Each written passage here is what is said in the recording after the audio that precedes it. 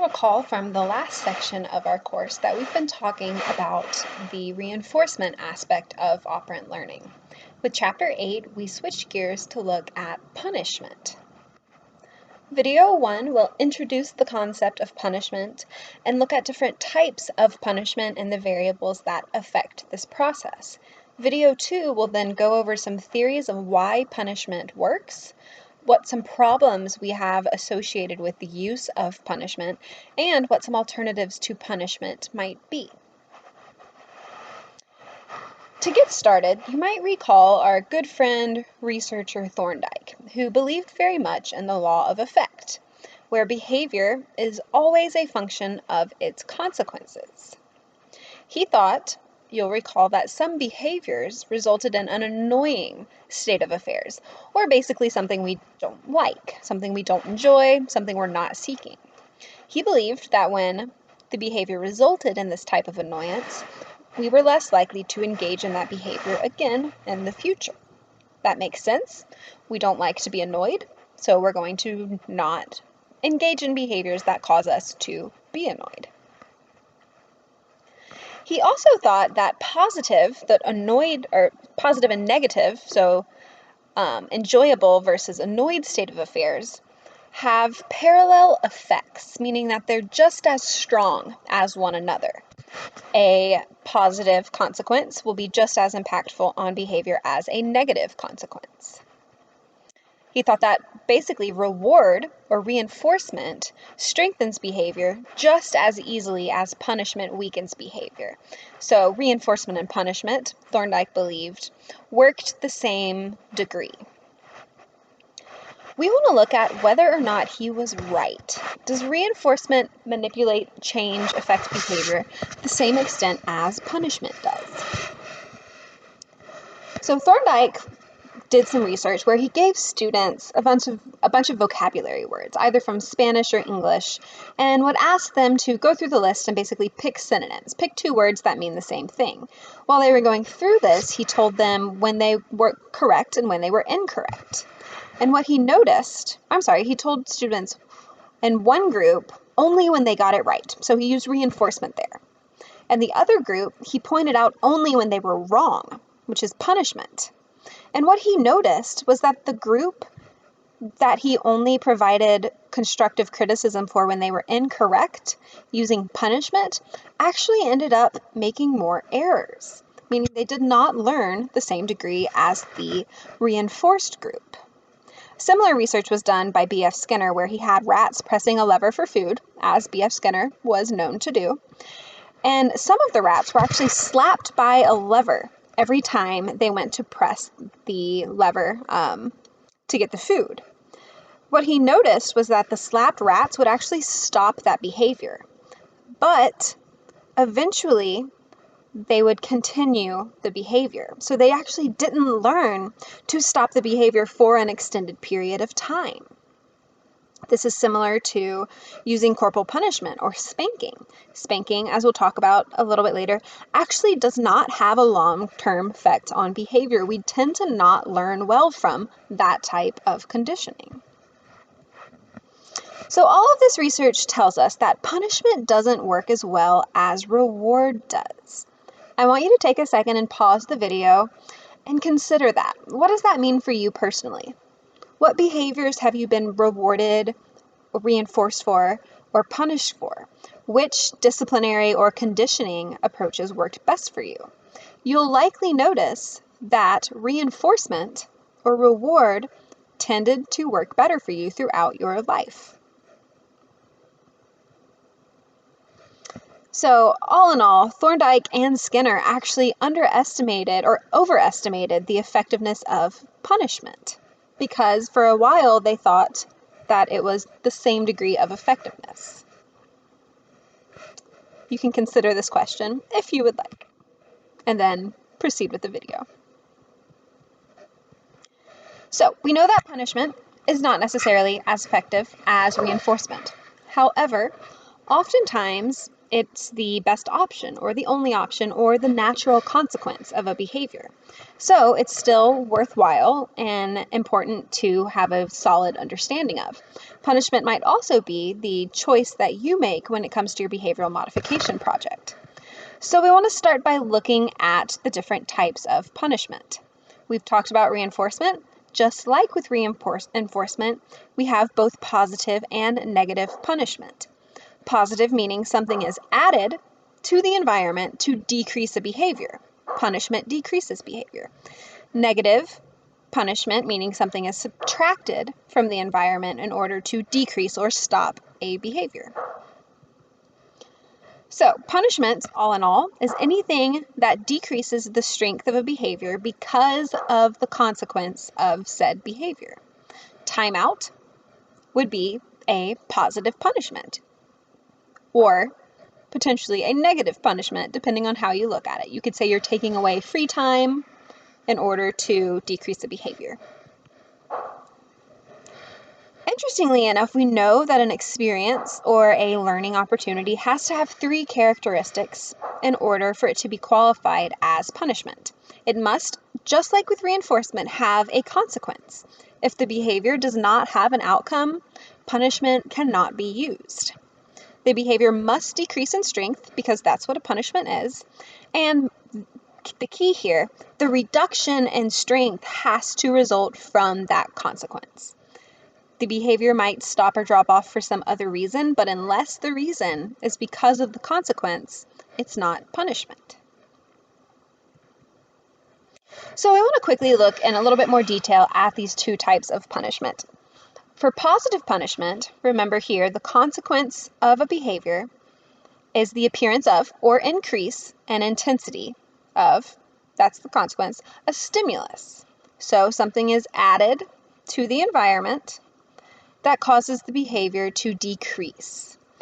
Common examples of positive punishment, a reprimand, being told, say, a dog you're training, bad dog, scolding a child, anything like that. An electric shock, that's adding a negative stimuli in order to decrease the behavior. Spanking or corporal punishment is also considered positive punishment. You're adding pain, in this case, to decrease the behavior. And again, research has proven time and time again that spanking does not actually have any long-lasting impact on behavior.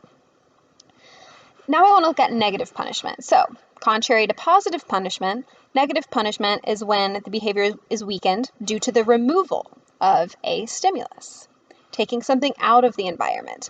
When it comes to negative punishment, this is usually something that we tend to enjoy or seek out, something we want, that gets taken away from us in order to decrease a behavior.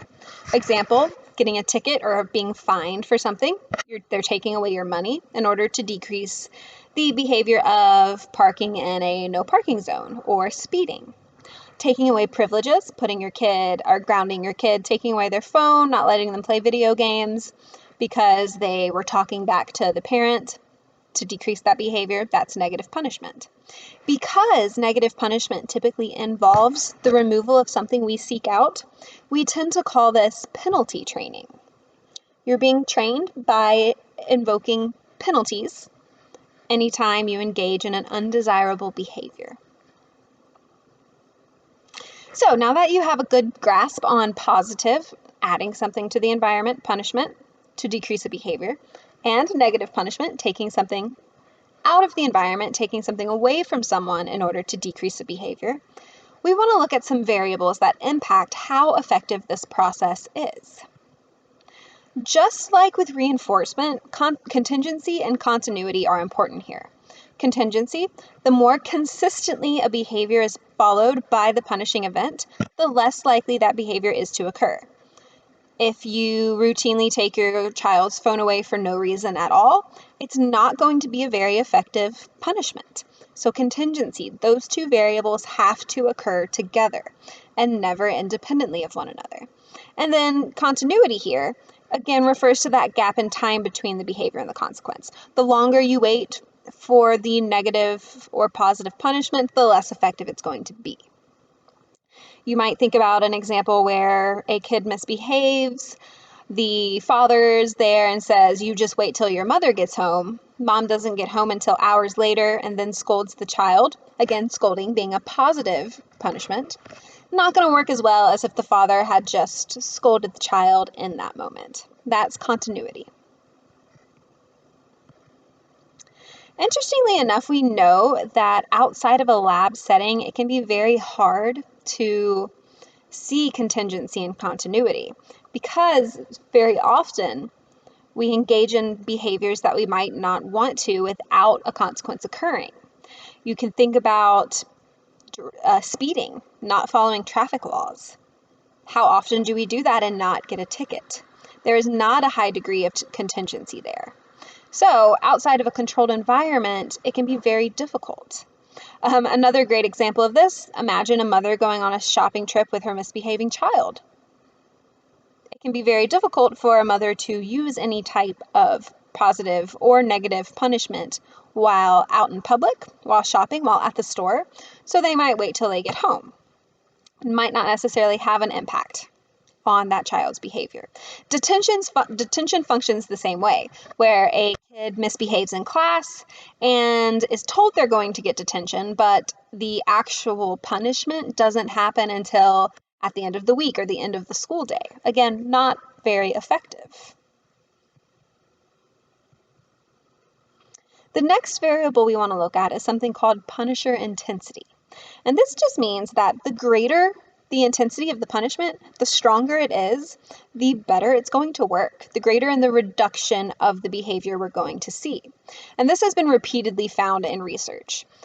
If you are using punishment on someone and you say, hey, you didn't do the dishes today, so I'm not going to talk to you for 5 minutes. That's not going to be as effective as, hey, you didn't do the dishes today, so I'm not talking to you for the rest of the day. That is a very silly example and is not at all a pro-relationship behavior that you should engage in with a child or a spouse or a partner. Just an example. But you can see how giving someone a 5-minute penalty might not necessarily be strong enough, have a high enough punisher intensity to actually decrease the behavior. Now I want to look at the introductory level of punisher, and this is really interesting. A lot of the time when we are using positive or negative punishment, we tend to start out at a smaller level, a smaller punisher intensity, and kind of work our way up. So the question here is, where do you start? So one way to do this is to begin with an extremely strong aversive stimuli, or a very weak one. What we know is that when you're using a weaker punisher, the behavior tends to persist. It tends to continue until a greater level is used. You can imagine a parent disciplining a child. Maybe they say, I'm going to take your phone away for an hour. And the teenager, the child's like, sure, fine, take my phone away for an hour. That might not necessarily be strong enough to begin to impact the behavior. However, before I get to that point, the same can be said for too strong of an aversive stimuli. If you start out by, your child misbehaves, they talk back to you at the dinner table, you're taking their phone away from them forever. That's too strong. That's not a good starting point because it's in no way going to impact their behavior. It's too overpowering. So it's ideal. The best way to do this is to begin with something intense enough to suppress the behavior, but not so intense that the punishment is going to become the focus of that experience. An example here, a parent might start by giving their child a stern look. The child knows what that look means. They know what's coming. The child curses, they get a stern look. They do it again, they get a firm talking to. They do it a 5th time, they get grounded. That is a very understandable increasing of punisher intensity. The stern look is likely strong enough to impact behavior the first time, but you have to increase, in this situation, the punisher over time in order to have a longer lasting impact on behavior. So what we tend to do, just like with this example, is to follow the first behavior with a mild aversive and then gradually increase. Again, beginning too strong is problematic because it will not impact behavior. The next thing we want to talk about is actually how reinforcement and punishment relate to one another. One thing we know about undesired behaviors is that we do them for a reason. Why do we do undesirable behaviors? Take a second and think about that. You've likely realized that many undesirable behaviors, things like smoking or talking back to your parent or speeding, we do them because they're actually reinforcing. We get something from them that increases that behavior. I speed. I continue to speed because I get somewhere faster. That's reinforcing. I talk back to my parent. Maybe I'm temporarily feeling empowered. That reinforces that behavior. Smoking activates the reward pathway in your brain and releases dopamine. That's reinforcing. That's why people continue to do that behavior. So, how do we target reinforcement in order to help punishment become more effective? One approach is this concept of reinforcement of punished behaviors. Okay? The effectiveness of a punishment, how effective a punishment is, depends on a few different aspects. How frequently the things that reinforce that behavior occur, how much of that reinforcement is, and how high quality it is. So, for example, punishment is not going to be particularly effective if you are constantly getting reinforced for that behavior at a high amount and a high quality. Take my smoking example. Again, substances like nicotine activate the reward pathway in our brain and impact our dopamine. Dopamine makes us happy. It happens every time we smoke. The more we smoke, the more dopamine, the more that system's going to be activated. It happens a lot, and it happens pretty reliably. So because the behavior that we want to punish here, to decrease here, is so reinforcing, it can be very difficult to successfully punish it. Another example here, pressing a lever for food. Even when it produces a loud noise, lever pressing is only going to go down when that reinforcement is lost. Okay, so you can imagine a rat that knows it needs to press a lever for food, but every time they press it, a really loud, obnoxious, painful noise goes off. Food is very important. So the rat is only going to stop pressing that lever when that reinforcement goes away. So I want you to think about a negative behavior that you wish you didn't do. Why do you do it? What reinforces it? We're going to get to talk about this a little bit more in the future, but the key to using operant conditioning to decrease behaviors is to target those naturally reinforcing aspects of that behavior. One thing you can think about is, how can I get that reinforcement in a different way? And we'll talk about that a little bit more in the next lecture video. If you didn't, take a second to think about this question before continuing the video. So, alternative reinforcement. Alternative sources of reinforcement is when we're looking at the variables, the availability of alternative ways to reinforce that behavior. With the smoking example, maybe there's other ways we can activate that reward pathway in the brain so the individual doesn't have to depend on cigarettes. A child who knows that they get adult attention for playing with their food at the table is going to continue playing with their food at the table because they get attention. A good parent is going to find another way for that kid to attain attention without having the distractive or disruptive or messy playing with the food behavior. Having an alternative source of reinforcement or punishment is key to making this type of conditioning work. So, what are some alternative sources of reinforcement related to that behavior you would like to stop or decrease? It's important to think about, especially when it comes to your behavioral modification project, if you're choosing to punish a behavior. The next thing we want to think about are those motivating operations, just like with reinforcement. Again, a motivating operator is something that impacts the effectiveness of a punishment. It can either increase or decrease how effective it is. Examples, if a behavior is maintained by food, I continue to do this behavior because I get food from it. Reducing food is going to make that punishment more effective. If I'm very hungry, something that impacts how hungry I am, maybe I'm already hungry and my mom tells me I'm going to bed without dinner. That's going to be even more effective than if my mom tells me I'm going to bed without dinner after I just binged on some ice cream. Social isolation is going to be more effective if a person hasn't recently spent time with other people. You have a teenager, they snuck out at night and spent all night playing with their friends, come home, you say you're not allowed to see your friends for the rest of the day. They just got their fill of socialization, might not necessarily be effective.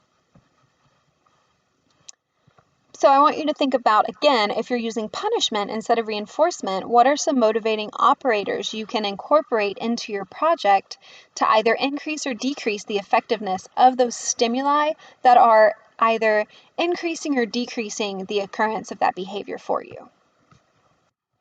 That brings us to the end of video 1. We'll pick up with video 2 by looking at theories of punishment.